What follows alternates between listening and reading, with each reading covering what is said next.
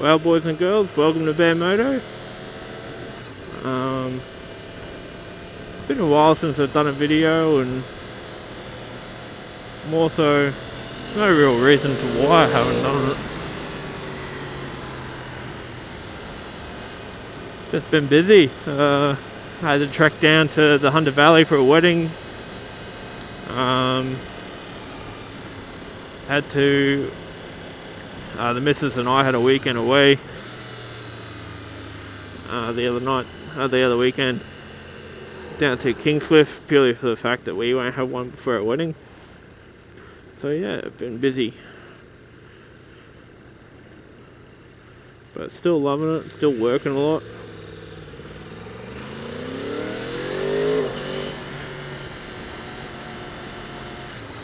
Still got a lot to do.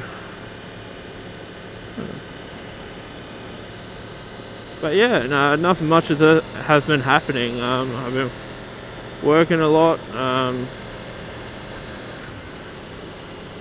I've got work tonight, actually, night shift. And yeah, just killing time. I actually just got back on my way home from Yamaha, Ultimate Yamaha down at Woodridge. Got my R1 checked out. I thought I was hearing some noises, and I was like, it doesn't sound right, so I thought I'd get it checked out. And the guys down there, they're pretty good to me.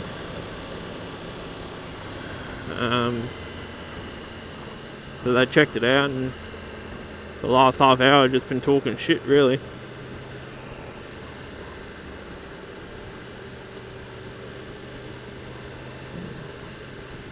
I'm talking about bikes and cars and yeah.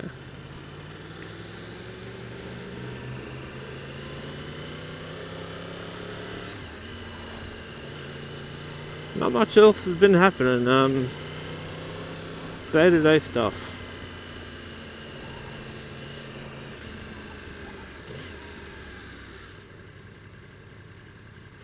I found a tuner for the R1 actually that I'm going to go with. It's a place called Moto down in South Australia. He flashed us a tune, and he has a 2015 R1 himself, so he just tells you what exhaust you want.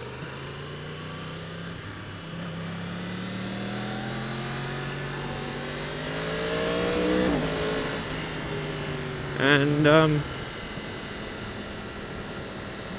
he sends it back, and away you go. He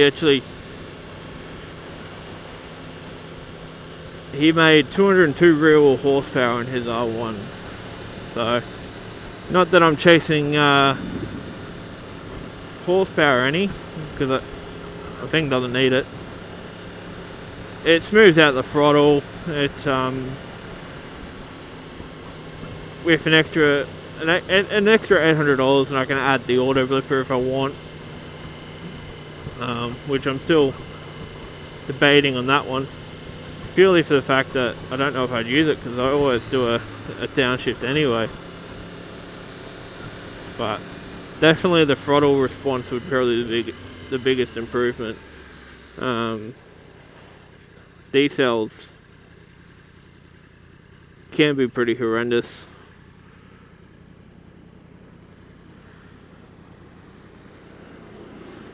But yeah, so I thought I'd say something like, well, why I started doing motovlogging. I guess I got inspired mainly, firstly, from Baron von Grumble. I watched the majority of all his videos, and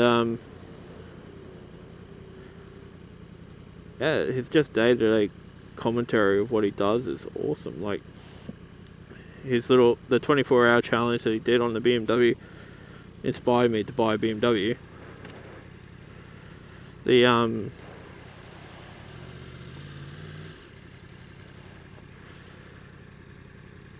Mind you, his GSX-R going down the laneway did not inspire me whatsoever. I felt so bad for him. Oh, it's his own decision, but yeah, felt bad for him.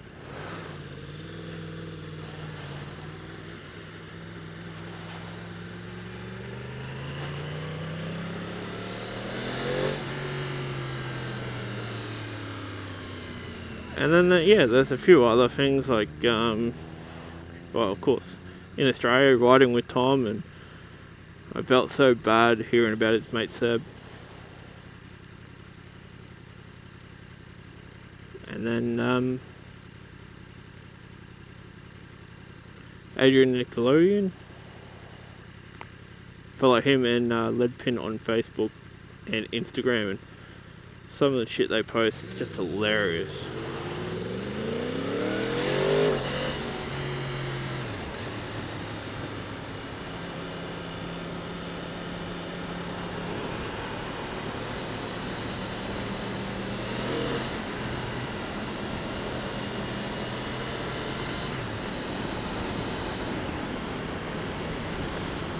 And Leadpin, oh god. Hilarious. I just don't know what else to say. So yeah, they're the main four guys that started me wanting to do motovlogging. Baron would probably be the biggest influence for me. Purely for the fact, like, when I went over to the UK, I straight away said, oh, I should have done this on a bike. I should have just bought an old bike and bloody done it. I should have just rode around the UK and Europe.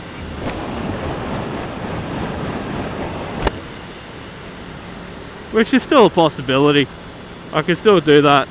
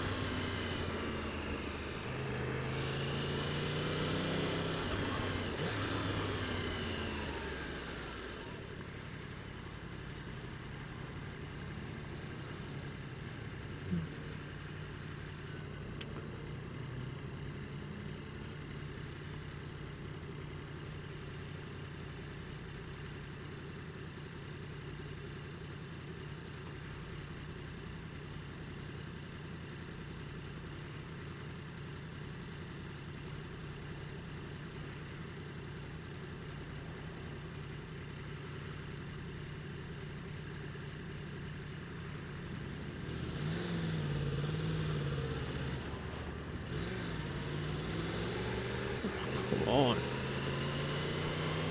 I hate that. People that start off slow, they're not even doing the speed limit.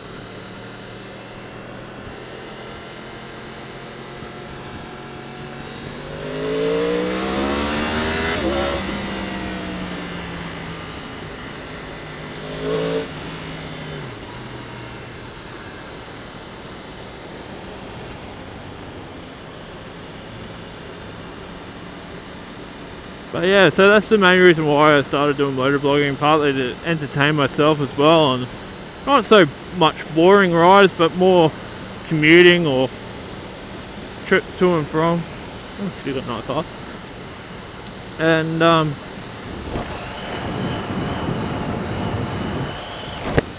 yeah, so that's the main reason why I started motovlogging and why I'm gonna try and continue it, I guess.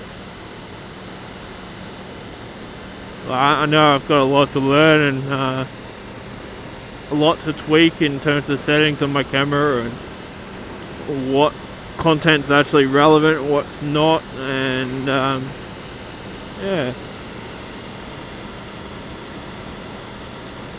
So in terms of day-to-day stuff, like at the moment, like we're doing a wedding and we've got to do seating plans, and this family member doesn't like that family member, or this family member is an absolute dick, so why the hell we bothered being nice to them? And there's a lot of political bullshit to a wedding that it doesn't need to be.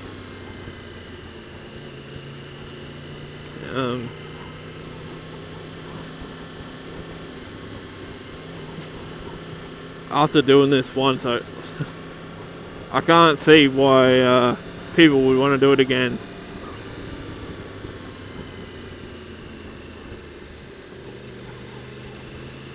Like, let's be honest, like, oh, it's meant to be once and you're done, but some people do it as many times as they please.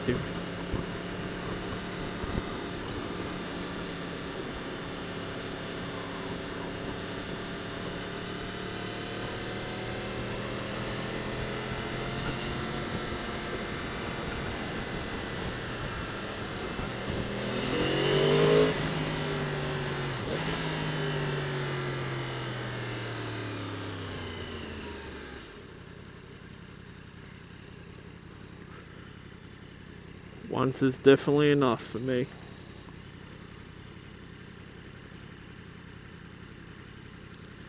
But yeah, so that's pretty much what we're doing now, is actually just doing wedding shit. We go out to dinner and do day-to-day stuff, but we're not spending as much time doing fun stuff. Like, we used to go to Movie World a lot, or Dream World, or Sea World, or we used to go to movies, and like we still do that stuff, but half the time we're just too buggered from dealing with all the political bullshit that we've gone and said, yeah, okay, cool, nah, we're too tired, we're going to bed, just watch Netflix and chill.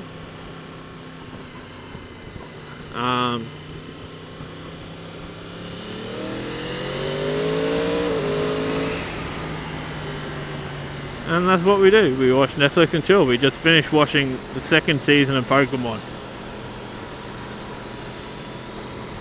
Our lives have changed with Netflix. Don't necessarily know for the better or not.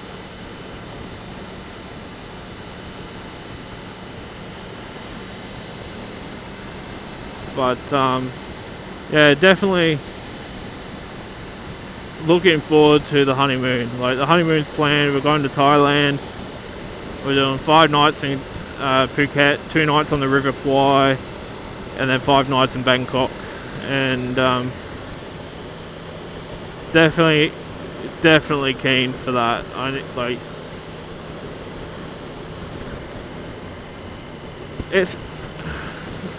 don't think the honeymoon's meant to be anything romantic. I think it's just a holiday for after the wedding, after all the planning and after all the bullshit, knowing everything's sorted and paid for, and you're stressing about budget, seating plans, the menu, the finer details and shit, and you're like, oh, why? And it's like my partner said to me last night, oh, one of my friends got married overseas, they eloped, and I'm like, we should have done that. And she was up for it. I was the one that was saying, no, we need a wedding. Like, her mum and my mum are both going for cancer treatment at the moment. Her mum's got leukemia and my mum's got, well, now she's got liver cancer, and so it definitely gets to you. Like, you're like, alright, no, you want your mum there to experience a day like that, see you get married, and like, her mum doesn't fly, and they live down in Wollongong, so we've got to then try and sort something out, how to get her up here in car or bus or train, and then like my mum, she's still going for treatment, so we're worried whether or not she's going to have treatment on the day. Because she's saying she's not, she'll postpone it. I'm like, no, you're not doing that. And all that bullshit just comes down to drama. I think this might be my missus. No, not my missus. Same car though.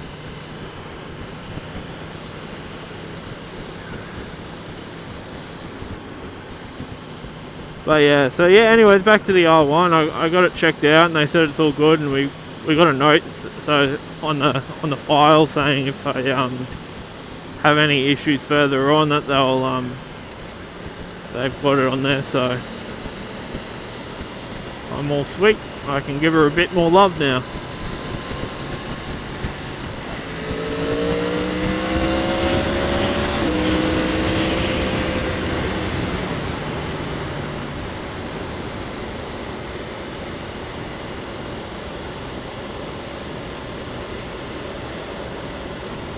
Bloody starving though. I haven't had breakfast. I got up around about 7:30 and headed off to Yamaha to get checked out, and I sat there talking to them, and I walked around a couple of the other bike shops looking for Supertech R's because I need new boots, and no one stocks them. Like, this one place had City Mag 1s, but they don't have Alpine Star Supertech R's.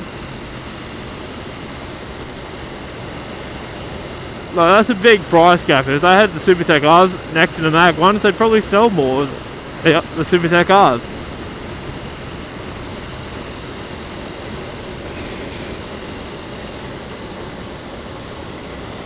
Like, it's a big price gap. Like, I think at the moment the cheapest in Australia is $540 for the Supertech R's. I think that's from Bike Biz, and the Mag 1s at the store was $750. I'm like, bloody hell. That is a big jump for essentially a boot that will do the exact same thing, last the same amount of time, have the same swappable parts, and yeah.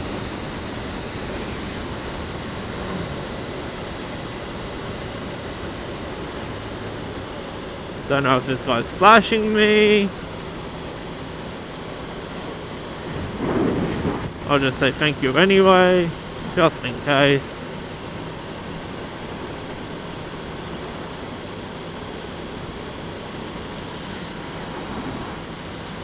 Just in case. Don't need another speeding ticket. Well, I haven't got one yet. Touch wood.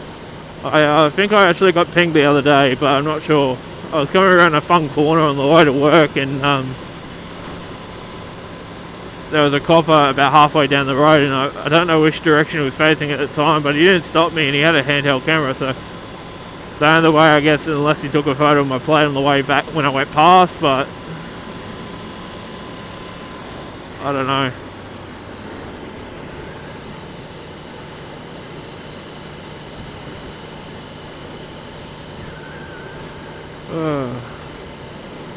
What to have for breakfast? So this is bad. I'm normally a bad food person for breakfast.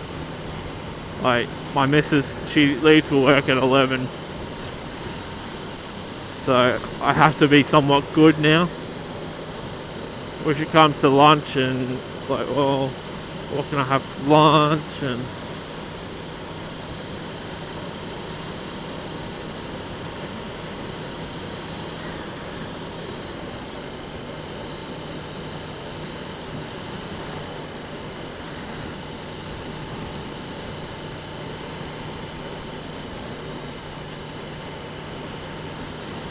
it's not a very nice day here in, well, Logan Village, Australia. Or Logan Village, Queensland, Australia, I should say. But it's a lot better than what they forecast. They forecast rain, and I think the rain's just started. That'd be funny.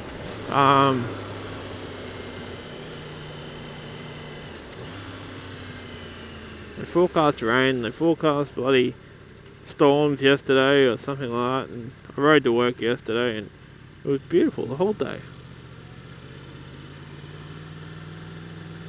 Oh, someone's dropped something. This roundabout's renowned for just shit on the road.